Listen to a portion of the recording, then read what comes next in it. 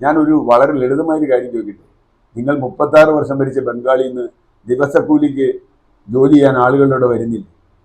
അവർക്കിവിടെ 800 രൂപ 1000 രൂപ ഒരു ദിവസം കിട്ടിയാൽ അത് വലിയ ശമ്പളമല്ലേ? എന്തുകൊണ്ടാണ് കേരളത്തിൽ ശമ്പളം പൊതു കൂലി നിലവാരം കൂടിയിരിക്കുന്നത്? അവർക്ക് 1000 രൂപ കൊടുക്കേണ്ടിടത്താണ് 232 രൂപയാണ് ആശാവർക്കർമാർക്ക് ഇപ്പോഴുള്ളത്. അത് മനസ്സിലാക്കുക. ബംഗാളിൽ നിങ്ങൾ ഭരിച്ച ബംഗാളിൽ കർഷക തൊഴിലാളിയുടെ കൂലി എത്രയാണ്? എന്തായാലും 800 രൂപയ്ക്ക് 1000 രൂപയ്ക്ക് ഇവിടെ പണിയെടുക്കാൻ വരുമ്പോൾ അവൻ അവിടെ കിട്ടുന്നതിന്റെ പല മടങ്ങ് കിട്ടണമല്ലോ. നമ്മൾ ഗൾഫിൽ പോണ പോലെയല്ലേ? ഇപ്പൊ ബംഗാളിൽ നിങ്ങൾ ഭരിച്ച ബംഗാൾ 36 വർഷം, ചെറിയ കാലമൊന്നുമല്ല.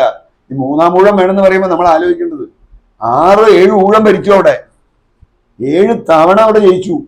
എന്നിട്ട് അവിടുത്തെ തൊഴിലാളി ഇപ്പൊ പട്ടിണിയായിട്ട്, ഇപ്പോഴല്ല കുറെ കാലമായി അവർ ഇവിടെ വന്ന് നമ്മുടെ കൂലിക്ക് പണിയെടുക്കുക. എന്തുകൊണ്ടാ? അവിടെ കൂലി വളരെ കുറവാണ്. ബംഗാളിൽ കൂലി കുറവാ. ബീഹാറിലെ കാര്യം ഇവിടെ കേട്ടെ. നിങ്ങൾ വെച്ച് ബംഗാളിൽ കൂലി കുറവാ. അപ്പോ അവിടെ നിന്ന് ഇവിടെ വന്ന് ചെയ്യാമെങ്കിൽ ഇവിടുത്തെ ആശാ വർക്കേഴ്സ് കൂടുതൽ കൂലി കൊണ്ട് ചോദിച്ചാൽ അതിനെന്താ കുഴപ്പം? നിങ്ങൾ ബംഗാളികളെ കൊണ്ടൊന്ന് പണിയെടുക്കും. ഒരു ബംഗാളി പണിയെടുക്കില്ല ആശാ വർക്കറായിട്ട്. ഭാഷ പഠിച്ചാൽ പോലും എടുക്കുമോ? കാരണം അവന് 800 രൂപ ഒരു ദിവസം, 1000 രൂപ ഒരു ദിവസം. അവിടെയാണ് പ്രശ്നം. എന്നിട്ട് ഞങ്ങളാണ് ഏറ്റവും കൂടുതൽ ശമ്പളം കൊടുക്കുന്നത്. അംഗൻവാടി ടീച്ചേഴ്സ്, ഇവർക്ക് ഒരു കുഴപ്പമുണ്ട്. ഒരു തൊഴിലാളിയുടെ, അതാണ് തൊഴിലാളി വർഗ ശാസ്ത്രജ്ഞർ മറന്നുപോയത്, ഒരു തൊഴിലാളിയുടെ ശമ്പളം നിശ്ചയിക്കേണ്ടത് എന്താ? അയാളുടെ ഉത്പാദനവുമായിട്ട് ബന്ധപ്പെടുത്തിയല്ല, അയാളുടെ ജീവിത ചെലവുമായി ബന്ധപ്പെടുത്തിയാണെന്നാണ് കമ്മ്യൂണിസ്റ്റുകാർ എപ്പോഴും പറയുക.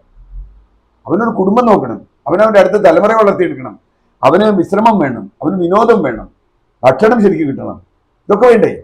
അതിന് 232 രൂപ തികയുമെന്ന് ഒരു ദിവസം 10,000 രൂപ 20,000 രൂപയ്ക്ക് ഡിന്നർ കഴിക്കുന്ന സഖാക്കൾക്ക് മനസ്സിലാവില്ല. ചില പടങ്ങളൊക്കെ വന്നിട്ടുണ്ട് ഈ കാലത്ത്. ഒരു മന്ത്രി ഇരുന്ന് ഭക്ഷണം കഴിക്കുന്ന പോലെ ലളിതമായി ഭക്ഷണം കഴിക്കുന്നതിന്റെ പടമൊക്കെ വീട്ടിലിരുന്ന അതുപോലെ ഭക്ഷണം കഴിക്കൊന്നും വേണ്ടാന്ന്. 232 രൂപയ്ക്ക് എന്തു പറ്റുമെന്ന്. അതുകൊണ്ട് സഖാക്കൾ മറന്നുപോയിട്ടുണ്ട്. നിങ്ങൾ ഓർക്കുക, നിങ്ങൾ എങ്ങനെ നിങ്ങളായെന്ന്. ഈ പല ആളുകളെ കൊണ്ട് തന്നെയാണ് നിങ്ങളായത്. ഇപ്പൊ നിങ്ങൾക്ക് ഇവർ വേണ്ട, അംഗൻവാടി ടീച്ചർ വേണ്ട, അല്ലെങ്കിൽ മറ്റു ആളുകൾ വേണ്ട, ദളിതർ വേണ്ട, ആദിവാസികൾ വേണ്ട, ഒന്നും വേണ്ട. ഞങ്ങൾ മധ്യവർഗ ഉപരി മധ്യവർഗത്തിന്റെ ആളുകളായി, വികസനത്തിന്റെ വക്താക്കളായി, മൂലധനത്തിന്റെ ക്ഷണിതാക്കളായി മാറിക്കഴിഞ്ഞാൽ ഇവരെ ഓർക്കുക. ആശാ വർക്കർമാർ നിങ്ങളുടെ മുമ്പിൽ ഉന്നയിക്കുന്ന ഒരു ചോദ്യമുണ്ട്.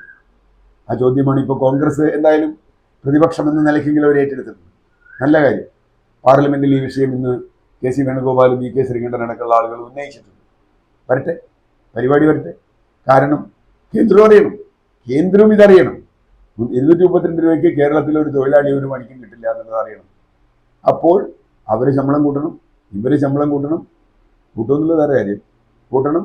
അങ്ങനെ വന്നാൽ ആശാ വർക്കർമാർ സമരം എന്തായാലും ഒരു ഗുണം കിട്ടി. ആശാ വർക്കർമാരുടെ സമരം തുടങ്ങി 26-ാം ദിവസമാണ് ഡൽഹിയിൽ ഇരിക്കുന്ന ഒരു മാന്യൻ ഈ അടുത്തിടയ്ക്ക് കേരളത്തിന്റെ എല്ലാ ആവശ്യം നേടിയെടുക്കാൻ വേണ്ടി അവിടെ കുറ്റിയടിച്ച് കെട്ടിയിട്ടുണ്ടല്ലോ ഒരാൾ. അദ്ദേഹത്തിനാണല്ലോ 5 ലക്ഷം രൂപ കൂട്ടി കൊടുത്തത്, യാത്രാ ബത്ത. അദ്ദേഹം പെട്ടെന്ന് പോയി നിർമ്മല സീതാരാമനെ കണ്ടൊരു വാർത്ത കണ്ടു. അയാൾ കഴിഞ്ഞ ആഴ്ച നിർമ്മല സീതാരാമനെ കണ്ടിട്ട് പറഞ്ഞു, ഈ ആശാ വർക്കർമാരുടെ കാര്യം ഇത്തിരി കഷ്ടമായിട്ട് ഒത്തിരി കൂട്ടി കൊടുക്കണം എന്തെങ്കിലും. ഏതായാലും കെ വി തോമസ് എന്ന് പറയുന്ന കേരളത്തിന്റെ ഏജന്റിനെ അനക്കാൻ കഴിഞ്ഞല്ലോ 26 ദിവസത്തെ ആശാ വർക്കർമാരുടെ സമരം കൊണ്ട്. അവർക്ക് തോന്നിയല്ലോ. അല്ലെങ്കിൽ ഈ വീണ ജോർജ് എന്തുകൊണ്ട് ഇവരെ ചർച്ചയ്ക്ക് പോലും മര്യാദയ്ക്ക് വിളിച്ചില്ല? ആദ്യം വിളിച്ച ചർച്ചയെ പറയുന്നത് ധനകാര്യ വകുപ്പിനോട് ചോദിക്കട്ടെ. ധനകാര്യ വകുപ്പിനോട് ചോദിക്കാതെയാണ് ഒരു മന്ത്രി ചർച്ചയ്ക്ക് വന്നത്. മന്ത്രി പിന്നെ വിളിച്ചിട്ടില്ല, പിന്നെ ഭാഗത്ത് പോയിട്ടില്ല. അപ്പോൾ ഇതിനെ അപഹാസ്യമാക്കാൻ, ഇതിനെ ഇല്ലാതാക്കാൻ, ഇതിനെ വെറുപ്പിക്കാൻ ഇവർ നടത്തിയ എല്ലാ ശ്രമങ്ങളും പരാജയപ്പെട്ടു. വലിയ തോതിലുള്ള സാമൂഹ്യ പിന്തുണ ആശാ വർക്കർമാർക്ക് കിട്ടിക്കൊണ്ടിരിക്കുക. അത് കൊണ്ടുവന്നത് ആരംഭിച്ചതോ അതിന്റെ പിന്നിലോ മുമ്പിലോ ആരോ ഉണ്ട്. നമ്മളെപ്പോഴും പറയാറുള്ള ഒരു കാര്യം, ഏതെങ്കിലും സമരത്തിന്റെ മുമ്പിലോ പിന്നിലോ ആരാണെന്നല്ല നോക്കേണ്ടത്, സമരത്തിൽ ഉന്നയിക്കുന്ന ആവശ്യം ശരിയാണോ എന്നുള്ളതാണ്. അങ്ങനെയെങ്കിൽ അത് പരിഹരിക്കാനുള്ള ശ്രമങ്ങളാണ് സർക്കാരിന്റെ ഭാഗത്തുനിന്നുണ്ടാവേണ്ടത്, ചർച്ചകളാണ് ഉണ്ടാവേണ്ടത്. അവരെ മനുഷ്യരായി പരിഗണിക്കുകയാണ്, അതുകൊണ്ട് അവരെ സമരത്തെ അപഹസിക്കുകയല്ല. അത് ഇടതുപക്ഷ രാഷ്ട്രീയവുമില്ല.